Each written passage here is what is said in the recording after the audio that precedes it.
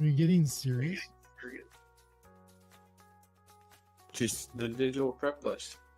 Yeah, it's there. It's incredible. Didn't you read it? No, but it's the questionnaire. See how I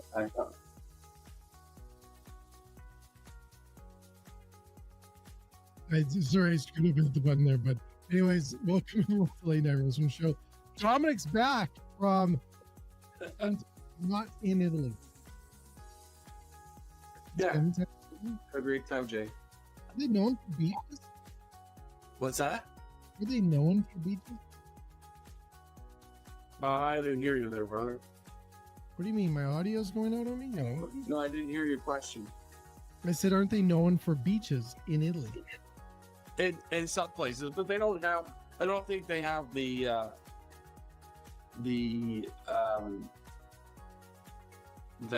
white sand beaches that you think of, like in Florida and or in some of the the Caribbean and stuff like that. Aren't they on the Mediterranean though? They are. Lots of sand and rock, but nothing.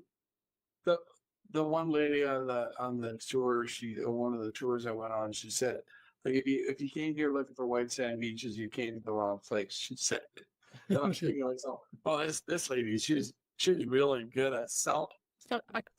There's a lot of history there though, so I guess that makes up for the beaches.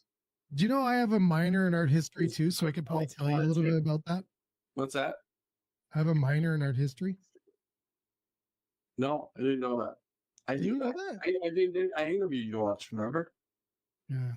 I could tell you a lot about Italy in the arts. Yeah, I'm going to ask you one day. Okay, good. Anyways, we got a great show tonight, everyone. Plus, we're going to be joining. He's a legend. He's a young legend. You don't say legend usually mean an old person, but he's not old. He's super cool. On our show tonight, though. That's awesome. I'm trying not to insult him. I'm trying not to because he's going to grill me.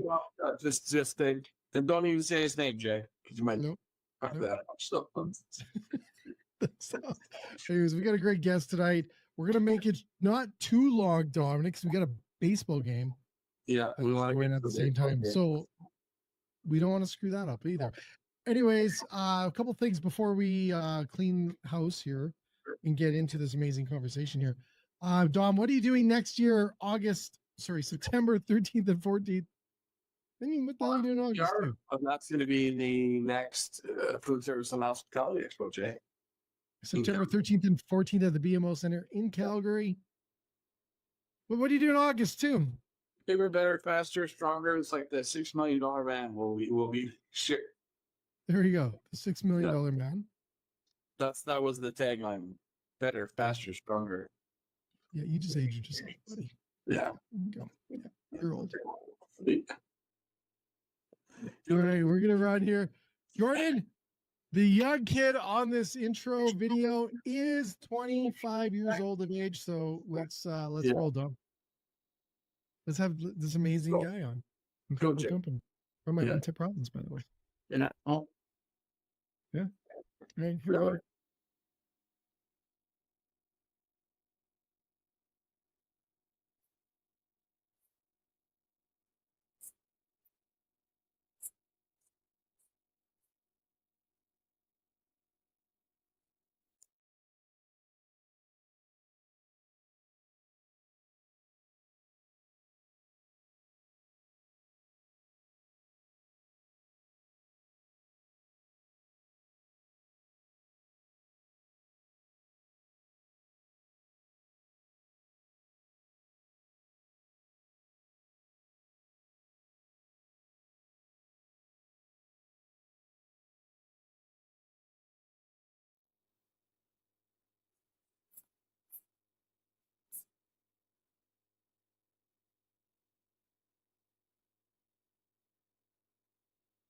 Hey, Jordan. Hey, Jay. Hey, Dom. How you guys doing? Good. How are you? Great. You're one. You're from his home province. Are you in Saskatchewan like today? I am in Saskatchewan. Yeah, I'm in a city called Saskatoon, in a province called Saskatchewan. That's right. Right on. So, Dom. Yeah, Jay. So just one thing about Jordan that Jordan, you're not at the office today. He's got the most gorgeous office in Saskatoon, by the way, too. Yeah, I'm not in the office right now. I actually had a bit of flooding in the office What? last week. Yeah. Anyway, maintenance issue on the 18th floor. There was water on the 7th floor, which is where we are. And I have to expect Nutrien, which is it's their building. They must have been super upset because there was a ton of water. So I'm at home. I'm dry. It's all good. They're getting our office ready. So say, wonder whose sister built it. It's we've had a lot of issues. So this like we do a whole other podcast on the issues we've had with this building. No comments. Anyways, Jordan, thanks again for joining us tonight. We're going to talk a little bit about tech. You guys did just recently a report, and I want to talk about that. I think it's a great conversation. Me and Dominic seem to run into this conversation every week, and it seems to come up all the time. So I want to talk a little bit about that tonight. Also, I've got some other things I want to talk to you about, but let's dive into this. Dom, let's dive into this. I know Dom's excited about this as well. Yeah, well, it is something that comes up all the time as far as what people do and what they're not doing, and I think as we discussed today, the demographics maybe of people that are facing tech challenges or not considering the new tech that's around. I'd like to get your perspective on that. Let's talk about your survey that you've done and what the results of that were. First off, if you tell us a little bit about that, then I'll ask my questions around that. Yeah, for sure. So the survey that we did with restaurant operators, we called it the digital prep list. We surveyed over 500 restaurateurs across the QSR and FSR space, and really looking at where people land on the spectrum of tech adoption and sort of defining first what those stages are, and then understanding how we can help people understand like where they fit in this kind of adoption cycle and ways that they can almost like help them see what the final stage looks like and how to work towards it. And ultimately there is a strong link between the restaurant's tech stack and their ability to understand their business more deeply, control their costs, retain their staff, and ultimately build a business that scales profitably. It's funny because it's such a great. It's funny you say adoption. I find that interesting a little bit, just because I find a lot of restaurants, they seem to get excited about, and we saw this with AI, the excitement about technology and what they can do, but it is that step over. And I don't know how do we fix that, Jordan? How do we get past this? I don't have time. I don't know when I'm going to get to it. You must see that with 7shifts all the time. Yeah, unfortunately, I don't have time. Like, you sort of have to ask yourself, like, when is the right time for anything? And it's almost never is the right time is when you start to think about like all of the things these operators are doing on a regular basis. It's hard to come up for air. And so I think with this, the attempt with this summary was to sort of allow people to say like, okay, well, where do I fit in and how far behind am I? Am I a little bit more forward than where I thought I'd be? What are the next steps? So I want to make it easy for operators to understand. And so we broke it up into these 4 stages. The first stage is sort of like, pardon? I like these, by the way. You broke them up. I like how you did this. Yeah. So the first one is like starting out, and this is really the how we've always done it in quotes. Yeah. And everyone is sort of this is the quote that everyone fears is like, if you get an answer that's this is how we've always done it, it's almost like you got to run for the hills because that person may never change their mind. But this is the stage where and look, like in this category and all this, the survey that the people that we surveyed, the operators that we surveyed here, a third of these people had been in the business for over 10 years. So there is a feeling of, well, I've been doing this so long. This is how I need to do it. It's comfortable for me. This is how I've just, again, this is how I've always done it. So I think this is like folks with strong hospitality views, maybe limited scalability. In our survey, we found that 47% of these people still use paper schedules, 32% used paper timesheets, and about a half, almost, no, it was 25% of these operators relied on their experience to make decisions. And so it wasn't necessarily always rooted in data. It was a lot of intuition. There's a lot of, well, I'm just going to stand on the floor and I can see what's going on. I can see what's going wrong. Joe and Sue, you need to go home. I think that this is going to be happening or did happen. And they sort of lack the more tangible data around it. So what happens when this is the case? Well, you get inconsistencies. Some managers have better intuition than other managers. How much should you really rely on your intuition for a bunch of things that are, numbers driven, like your sales costs and your labor costs? So that's the first bucket. This is how we've always done it. This is how we categorized it. I love that. And I find that when I talk with restaurants all the time, you hear that more. Like it's dominant all the time. To be honest, it's a lot more than you think. Yeah, and well, like you said, the dangerous part of that is your, unless you're really in tune with yourself, your biases or your intuition is based on utterly sold data. When you establish that know-how, right? So you're making decisions on your gut feeling, and the information may not really be true or the same. Exactly. Right. Exactly. Yeah. Making a wrong decision.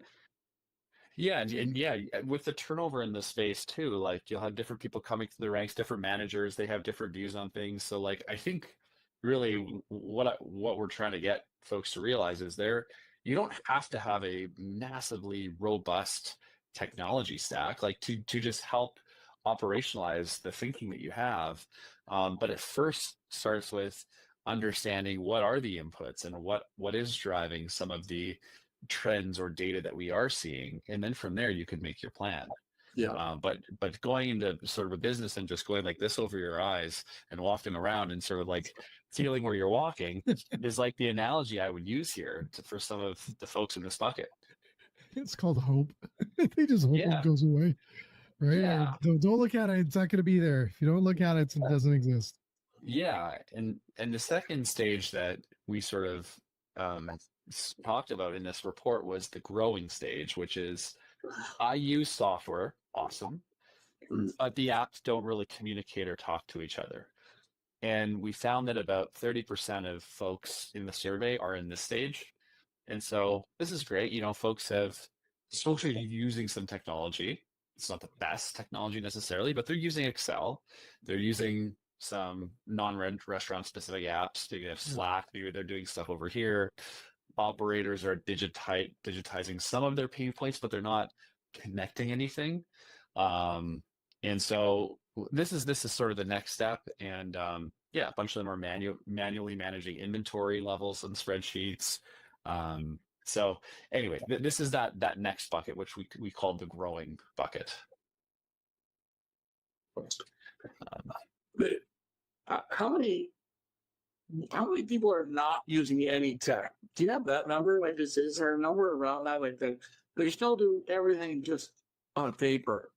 And is that like a restaurant size? And back to, I think, what I was talking about when we started, is it a demographic by age? I know you probably didn't ask that in the survey, but is the age of the operator play into that? So we never asked that question in the survey. Could we maybe dig it up? Potentially. But I do think there's an age aspect to it, because like when you see that first bucket and knowing that a third of those people in that first bucket have been in business for over 10 years, that person's not 25. No. Well, So their experience is likely much greater than some of these other buckets. And in some cases, yeah, like getting someone in with a fresh perspective that is younger, that can almost like work with the operator that's been there for a while to sort of like take the pain points and to allow them to take their, call it tech savvy nature and mindset and sort of bridge the gap is, I think, a really great way to go about it. But that also implies that that operator is willing to step out I of was just going to ask that. Right? out. Willing to let go, right, and to trust somebody Yeah. to do it differently. You know what's interesting, Jordan, is that I wrote an article this morning called "Pressure Testing Your Restaurant," and you find a lot of these businesses that don't do those pressure tests, and that's like that whole thing. You've just done it this way, we've done this way, but the sooner or later they're running out of that margin that they used to have back in those days when they did start when they were 20. Then they're 40 somewhere, 50 years old now, looking at where's those profits going. I think they're going to have to sooner or later move to this just to gain those profits back.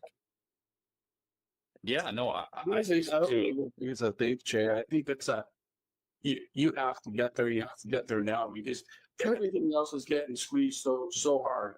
You need to know, back to what he was saying earlier. I think you need to know what inputs are going in there in the first place. Because I think, and this is probably true in a lot of businesses, and it's true in my own business.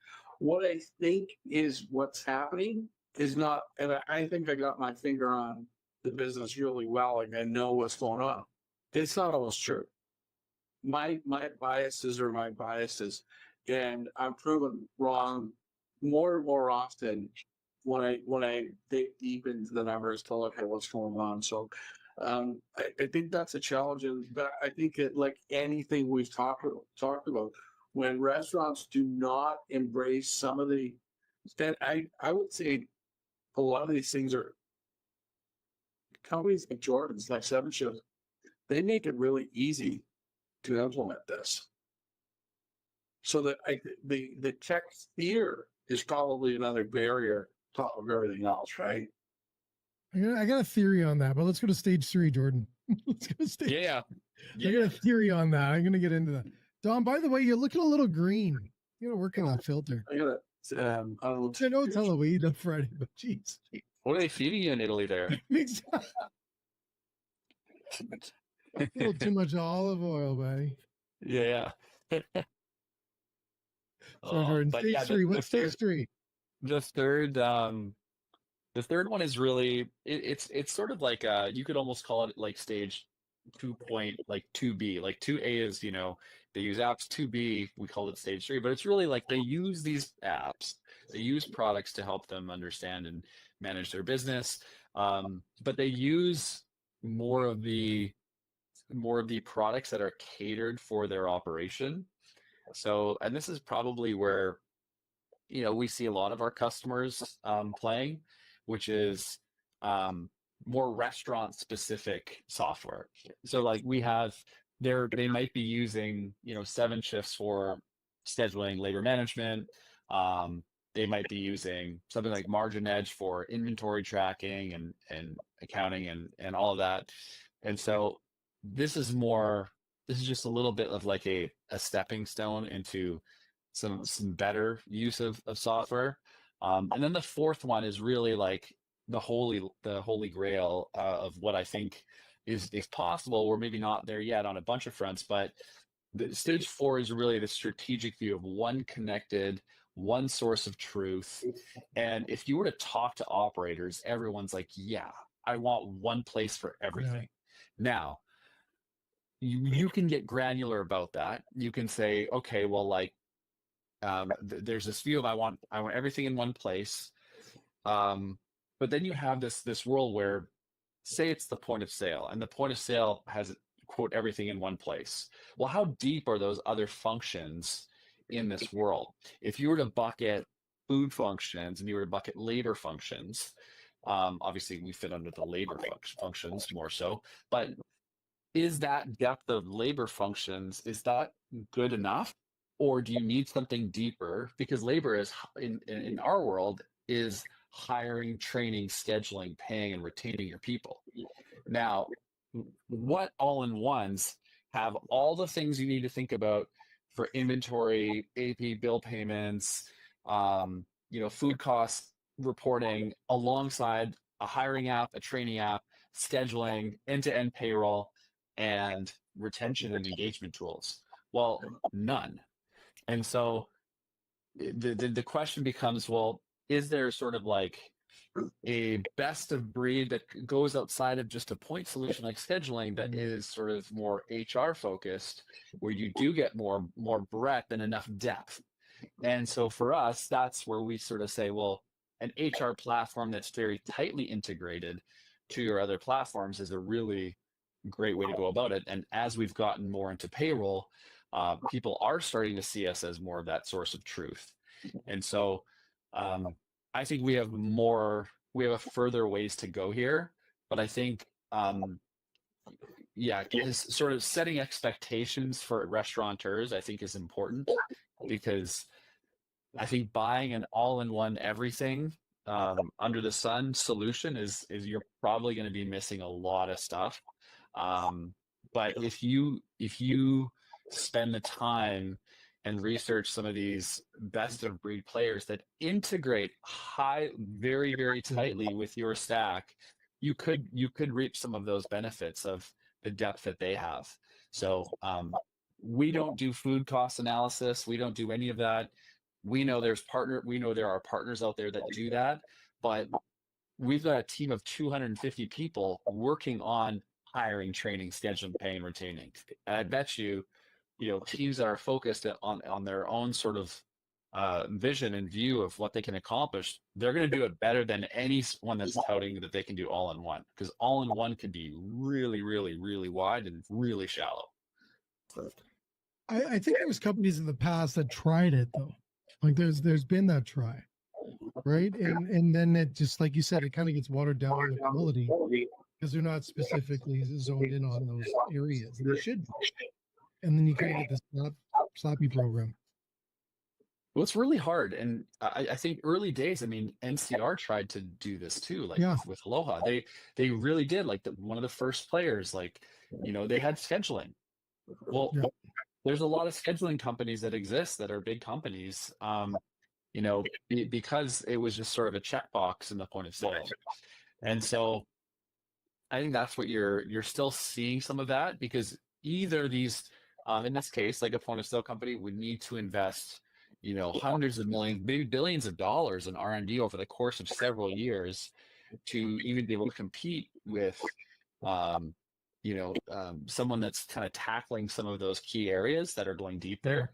Or they need to delegate that away and partner really deeply to provide the best experience for these restaurant operators.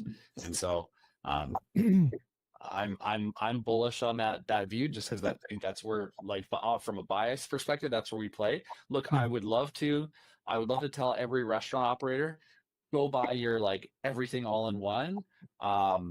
But what we found is they're just sort of missing. If it works for them, awesome. But in a lot of cases, we find that there's a depth missing in the food and labor side that we and other partners sort of tackle. And I think that's the thing. Like when if you're starting out and you've got nothing, then those solutions look really good. But very quickly you realize, oh, I need this. I need this. I should have this. This would be really nice to have. I'm getting asked all these things. I can't do them because of X, or that's something that the platform's working on. Jamie, you had this discussion today when we were talking about something else, and I want something that's built for the purpose of doing X. I don't want something that can do that as well as can do this, then can do this, then one of the four things works well and the other three things are trash. It just creates more problems. So sometimes you end up paying a little bit more, but especially if I think it's getting easier and easier. Jordan can tell us that these systems are talking to each other in a much better ways, most of them. Yeah, it is getting better. I mean, like And it's nice. And I'm talking to certain partners right now where they're just like, we cannot in this market spend the amount of money we will need to spend to be as good as you, 7shifts. Yeah. We actually need to spend it in our core to actually compete against our competitors, because they're spending it in their core areas, and we're not up to par with that.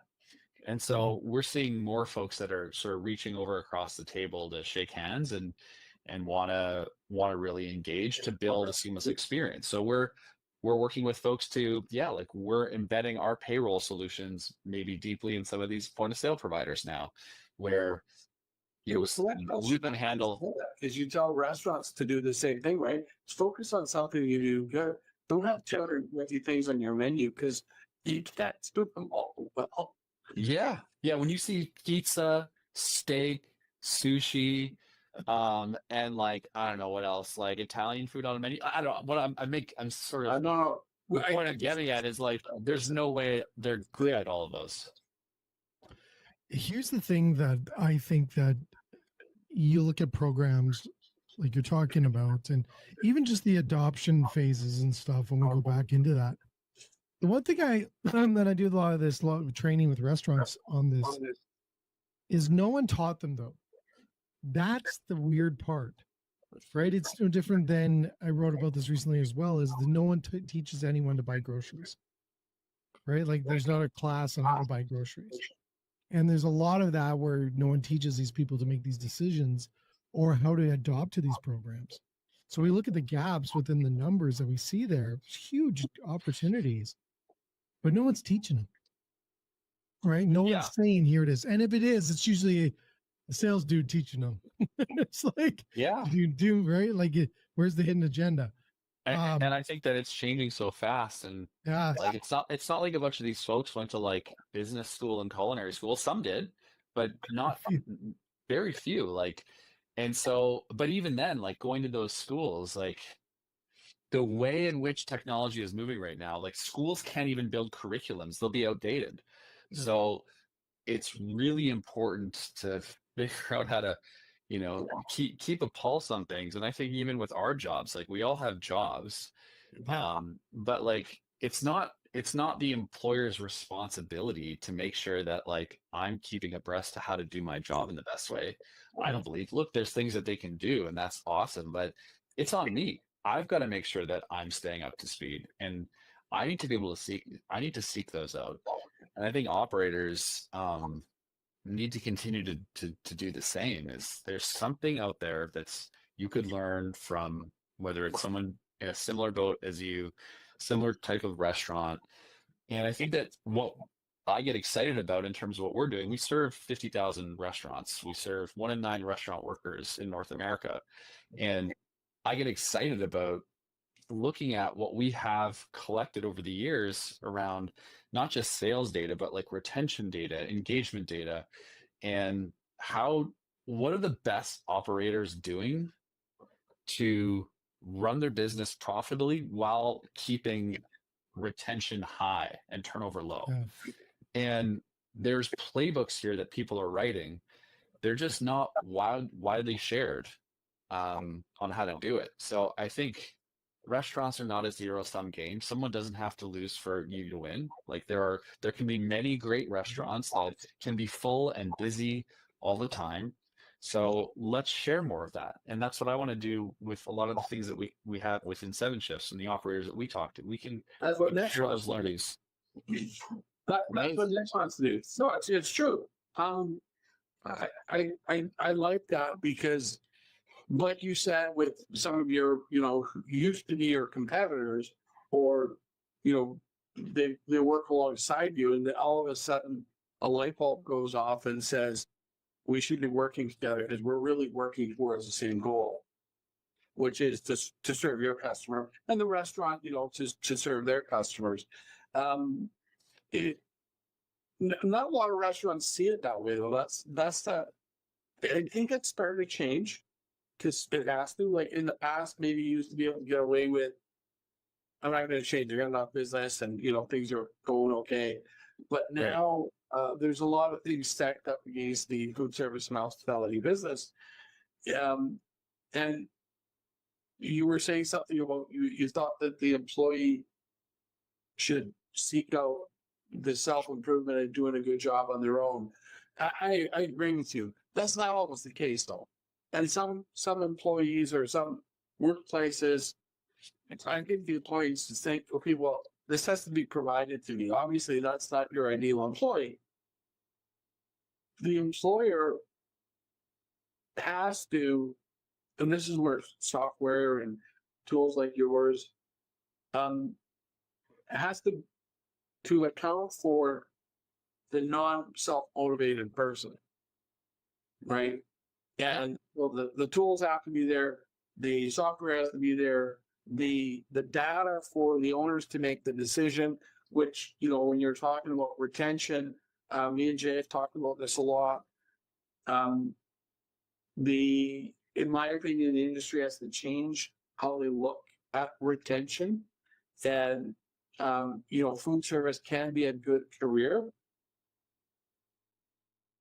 Yeah, if I'm not turning over employees, I could take that money and put it into benefits, or put it into better wages, or put it into better working conditions, or putting it into an extra day off, or something like that, where there's a reason for the person to stay. And tax part of that, right? Make it easy to get my schedule, make it easy to change a shift, make it easy, all those things add into my work and how my employer is thinking of me, not only from an efficiency perspective, but also a respect perspective, right? And tech is part of that. And the workforce of today, tech is part of that in a big way. Yeah. No doubt. I think, I agree. Yeah, I think the point I'm sorry, just to clarify too, the point that I was making around people got to take it on themselves, I was more so referring to the operators and how they need to learn. But for sure, like, yeah, there's employees that I think as operators, if you're learning the great things and you're learning what people are doing out there and how to best train, you could provide that training for your staff to try and ensure that they have a great experience. Because ultimately, you know, whether they're a lifelong restaurant person or not, you know, a lot of them it's a part-time job and it's a stepping stone to something else. Doesn't mean they can't have a great experience where they learn with restaurants. And we shouldn't use that as an excuse to say, well, you know, this person's just, you know, here for the summer anyway. Well, like, if that person has a great experience, like, they're probably going to tell a bunch of other people. And if the culture is good, and I don't know, maybe you do things differently than other restaurants where you pay a bit better, you offer benefits, or you do certain things, you're more flexible than other operators. And those things matter in the 100%. I'm with you. Employees. I think it makes a massive difference. And for the people who go on, a lot of them, their first jobs in food service. And if they're lucky enough to work with a good operator that cares and does all those things, then like anything, the few bad operators, you know, taint it for a lot of for everybody else, right? The people that are adopting these tools, what's the feedback on, like, what's a success story when somebody comes back to you and says, hey, I wish I would have done this 3 years ago. I don't know why it took me so long. You probably have thousands of those, but what's mine that's like you were, you know, they came into it reluctantly, but they were quickly singing the same hymn.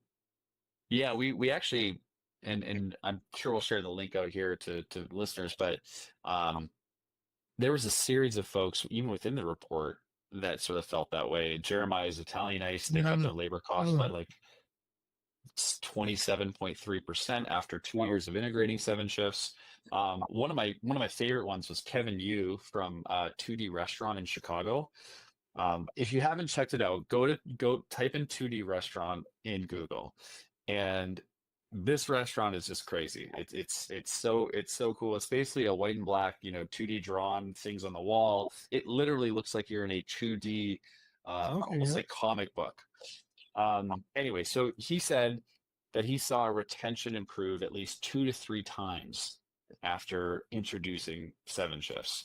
And so, like, what do we attribute that to? Like, it's hard to say. Like, he was sort of like, talking about a user-friendly platform that has communication built in and all these things. But I think at the end of the day, it's sort of the sum of many parts. It might not just be one thing. It's the entire experience you're giving that employee. Yeah. And then from another gentleman, Avery Ward, from Little Italy Ristorante, yeah, he was just sort of talking about just even the pay savings for him, where it went down from, like 4 hours to minutes when he was running payroll. So running payroll, again, like there's other providers that are generic payroll providers in the space. We now do scheduling, payroll, to tracking, all of that in one seamless flow. And to hear an operator that's like, I spent hours on this and now it's minutes, like that's a huge win. And ultimately that's what we're about. It's got to be simple. You got to be able to do it in minutes, or else what's the point? And there's got to be an increase in accuracy as well, right? Yeah, 100%. You're not exporting it, fiddling with the numbers, importing it somewhere else, hoping it all works, and getting errors, and you're sort of like going back and forth. Operators are too valuable in other areas for them to be fixing spreadsheets.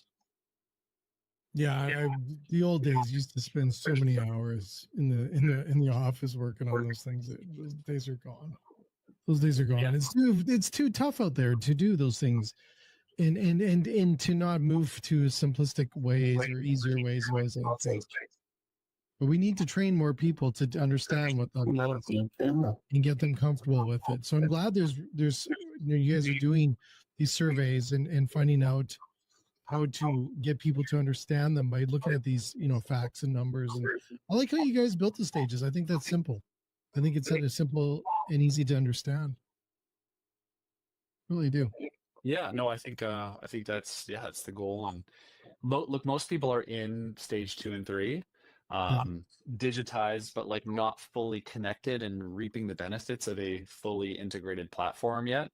And ultimately, I think operators should know that, like, look, there's no finish line here. It's just continual optimization and trying to find that nice balance between human touch and automation and tech that can allow you to be, the best version of yourself for your restaurant and what you're doing. Yeah, it's just one of those things that I noticed because we're hosting these summits across Western Canada right now. We got another one coming up in Canmore next week, and I'll tell you one thing, Jordan, by doing these summits that we've been doing, these in-person boot camps, I'll tell you the amount of moments that I have with these huge operators and these amazing operators is these gaps that we realize. And we just had one recently in Winnipeg, and to realize the level that people are at when it comes to, like you mentioned, training and development and really getting people to do those things on a repeat business so they see value within staying at that location or just being invested in is mind-blowing. There's a gap there. There's a major gap there. And I think we need to start working on closing it. We really need. And I think, like what you guys do, I think it's always been, I've been a huge fan from day one. And I think more and more people need to ask those questions, help them with those answers like you guys are doing, and giving solutions on what that is, because it ain't getting easier. I'll tell you that. It is not getting easier. Yeah, no kidding. No, I feel for them. It's been you go through a lot. They do. Dom, are you still there? Dom, you're on mute. You had to mute him. He's bouncing in and out. I think the Italian, you're sleeping. I was muted too. Sorry, my camera went out. I'm not sure why. It's too much. Well, you're not green anymore, so that's a good thing. You're moving up, buddy. Jordan, so people can get this report. They go to your website. They can check it out on your website. There's a survey there they can fill out as well to contribute to that, or is that just a different survey? Yeah, what they can do is if they go to 7shifts.com/restaurant-digital-prep-list, they'll get to the page. Also, you can just Google restaurant digital prep list and 7 shifts. In terms of you seeing where you stack up, it's really just allows you to sort of like, yeah, it allows you to complete more of the survey questions, and this will sort of be like a rolling collection of more data points for us too as we move forward. But we've got a lot of folks that we've surveyed up until this point, and regardless, I think the report will be valuable for many folks. And basically, they can go to that website, scroll down, just hit download full report, enter their email address, and they'll get it sent to them. That's awesome. That's awesome. Well, Jordan, thanks again for being an amazing company from my home province. Sorry about the birthday. Woo! Thank you again. Every time you guys come on, there's always something that we learned from 7shifts. You guys are always teaching the industry more and more stuff that we don't know and we don't talk enough about. So thank you for doing that. And I plug you a lot of my summits, just by the way. Oh, thank you, Jay. Yeah, I do. We do a lot, seriously. And there's actually a lot of people. We actually do a little survey in the audience, how many people use you too. So there's definitely a lot. You're definitely bang on with those stats. A lot of people use you guys. So it's great to hear. It's great to hear. Yeah, it really is. And I think we need more and more of what these surveys are doing and what you guys do out there to help us. So please continue to do that. And everyone else, we'll have the link here somewhere. Yeah, thanks again for joining us. Dom, are you okay? You okay? We need to get an old guy like this as your co-host. You have to check in once in a while, Jordan. Oh no, it was awesome. It was awesome chatting with you guys. And yeah, Jay, happy as always to chat and catch up on stuff in the industry. And yeah, would love to spend some time in person. So yeah, thanks for. Yeah, you have to come to one of our summits. We're actually, I was going to mention this, not to plug my stuff. I don't like plugging. I want to plug your guys' stuff. But the other thing is that I've actually brought on an HR recruiter that it's a 2-time Amazon best book seller on recruiting and keeping staff and hiring staff. I needed to connect with her as well. I think there's some synergies amongst those two. And we'll be seeing Sheila's talk next Monday, 1 week today, in Canmore, that we'll be talking about it as well. So I think might be an opportunity there as well. But I want to thank you again, Jordan. Very cool. Thanks, guys. Awesome. Thanks so much. Thanks so much. Take care. You too. Thanks for Agatha. We'll see you guys later. Bye-bye. Next, Dom. You okay? I'm good, man. That jet lag getting you? It's starting to hit in yet. Yeah. All right, good tell. Yeah. You're not green anymore. I'm surprised I'm this coherent. I'm not more tired than I probably should be, but I'm feeling okay. I used a big word there. You didn't even catch up on it. No, tell me good. I said you're coherent. Oh, coherent. Yeah, that's a hard thing for me. I've been a big fan of 7shifts from day one. I love them. I love what they do. They just continue to grow. They continue to give back and helping the industry, like what Jordan and his team has put together there. And that's important, Dom. And I tell you, all the other companies that are out there, learn from these guys and on how they do it. And I think that's what he's been so successful is they're honest, they're truthful in what they do, and they provide resources and value in what you get when you partner with 7shifts. And I just seriously do a survey, and the audience that we have, which are going to be attending next week, is I usually ask who uses 7shifts. And there's a lot of hands go up. So they're doing a really good job. Yeah, that's that big thing, like you said, right? When you make it, when you focus on their product, and he said, right? Hey, we're focused on what we do well, and it's in this HR. Yeah, it is smart because they, their customers are happy. They keep coming back. Well, it's smart because you know damn well that he's been approached probably 1 million times with every tool and everything he can bolt onto. And he's staying to what he knows well of and does it very good. And people need to learn that. We just talked about that. And we just talked about that in Pakistan. Just do what you do well, Yeah. right? Yeah. Yeah, I think that was Pakistan. Yeah. So, anyways, so we're on. So this one is live. We were live tonight. I saw Dean joined us. We haven't seen Dean in a while. Wow. Dean's Maybe. down in New Orleans, right? Yeah, yeah. How long does this jet lag last for? So I can know when old man Dominic comes back. You're too mellow. I shot a Metamucil and then we'll see how I feel, Jay. Yeah, you're on Metamucil too. No. Dom, I'm on it too. I'm not on it. I'm just joking. Dom,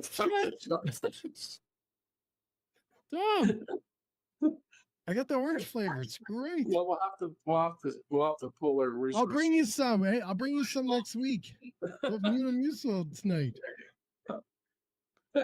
Over way time. Oh, hi. Exactly. We bring her out. Can we get 2 sparkling waters, 2 spoons? Don't mind us. Ding, ding, ding, ding. Right? Okay, I Matt. just remembered why it was so good. Never mind. Anyways, thanks again, Jordan. 7shifts, you guys rule. Tabitha, I see you still here in the green room, so thank you for keeping with us, making sure that we don't say anything crazy. Anyways, we're good, Dom. I think we got we got tons of podcasts coming up. Also, just to wrap up, what are you doing September 13th and 14th, Dom? Just in case people joined us late. Yeah, that's me and my co-founder started a food service and hospitality show. The next food service and hospitality expo happening in Calgary. Yeah. BMO Center. I heard you're getting a neck tattoo. Is that true? Working on it, Shay, right now. Are you? I heard you're getting one. I just heard that. Well, they're trying to figure out how to get a tattoo over that. How to get the wings across the back with the full one across the back with the wings. Yeah. The dragon with the neck logo wasn't going to work.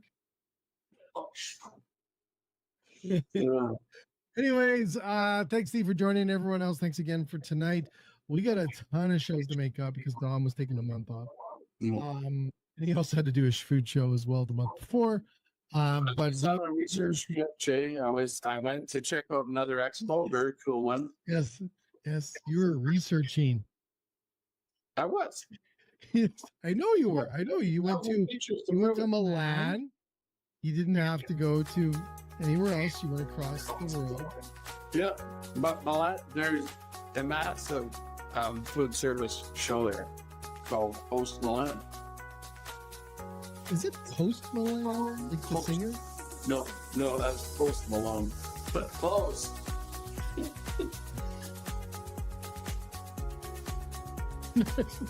Not even close. No, close. When you said close, I thought you said not even close. No, close. It's close. Yeah. I tried. Anyways, so thanks again.